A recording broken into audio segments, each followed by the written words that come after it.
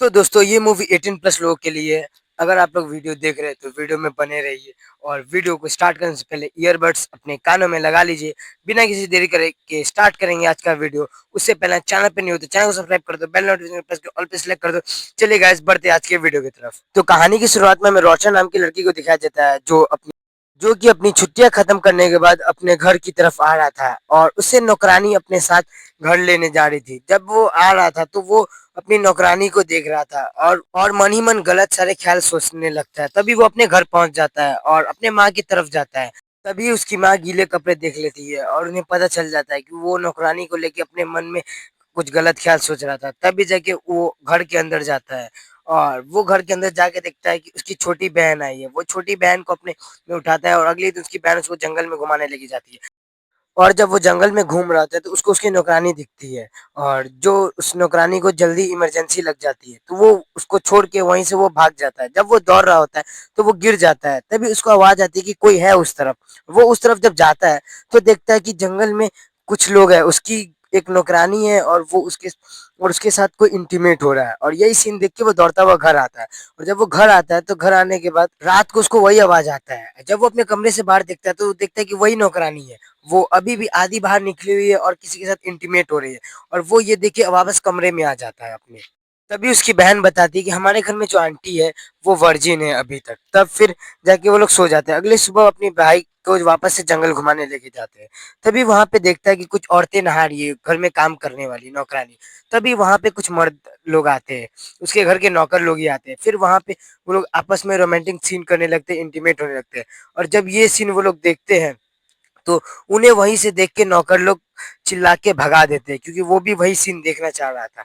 और ये देखते ही वो वहां से भाग वो वहां से दौड़ के चला जाता है। तभी उसकी बहन दिखती है और वो उसे पूछती है कि तुम इतने देर तक कहाँ थे। और उसको अपने साथ चर्च लेके जाती है जहाँ पे वो आंटी भी आई थी। और वो आंटी चर्च के सामने जाके वहीं पे उसकी आंटी रॉचर दिख जाती है, जो चर्च के फादर के पास आए के बोलती है कि मुझे रॉचर पसंद है और मैं उसके साथ रहना चाहती हूँ, मैं उसके साथ इंटीमेट होना चाहती हूँ। जब और फिर वो और नजदीक जाता है अच्छे से सुनने के लिए। तभी जाके अचानक दीवार टूट जाता है और वो चर्च के एकदम पास जाके अंदर जाके गिर जाता है। तब चर्च के फादर रॉचर के घर वालों को बुलाते हैं और उसे उसकी गलती की सजा के बारे में बताते हैं कि उस आखिर इस गलती की क्या सजा होगी। जब उन्हें पता चलता है, जब तो फिर फादर बताते हैं कि उन्हें गलती की सजा ये है कि उसके पीठ में 100 कोड़े लगाए जाए।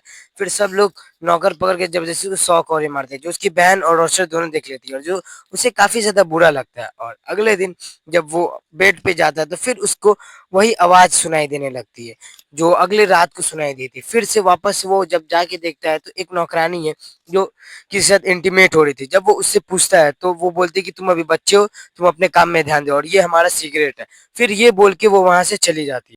फिर रॉचर अस्तबल में आ जाता है तो उसको वहां पे एक काफ़ी गंदी किताब मिलती है, एकदम हवस से भरी हुई, जो उसको पढ़ने लगता है। फिर वापस से देखता है कोई नहीं आ रहा वहाँ पे। फिर अचानक वहाँ पे एक नौकरानी आ जाती है, जिसकी वजह से वो वहीं पे छुप जाता है और वहाँ पे एक नौकर भी आ जाता है। फिर उसको पकड़ के कस के फिर पीछे से इंटीमेट होने लगता है। उसके बाद जाके रॉचर ये चीज़ देख लेता है। फिर रॉचर एक नौकरानी को अपने कमरे में बुलाता है। तभी वहाँ पे एक और नौकरानी आ जाती है। तब वो वहाँ से निकल जाता है और फिर उसके बाद वो वहाँ से अपने घर की तरफ जाता है और वहाँ पे उसको एक नौकरानी मिलती है, जिसको वो पीछे से पकड़ लेता है। और फिर नौकरानी उसको मना करती है मगर वो उसकी बात नहीं सुनता। फिर उसको भी सीड्यूस करने लगता है। उसके बाद फिर पीछे से वो उसके इंटीमेट होने लगता है। उसके बाद जाके फिर वो वापस घर आता है। घर आने के बाद सब एक बार होता है कि सारे मर्द लोग वहाँ से चले जाते हैं। फिर वो सारी औरतों को देखने के बाद वो सबके साथ मन बना रहता है सेक्स करने का। उसके बाद जाके फिर वो अपनी आंटी को पकड़ता है, भले उसकी आंटी फोर्सफुली उसको मना करती है। फिर आखिरकार वो भी मान जाती है। फिर वहीं पे उस कमरे में वो दोनों जन प्यारी भरी बातें करने लगते हैं। फिर वहाँ पे वो दोनों साथ में इंटीमेट हो जाते हैं।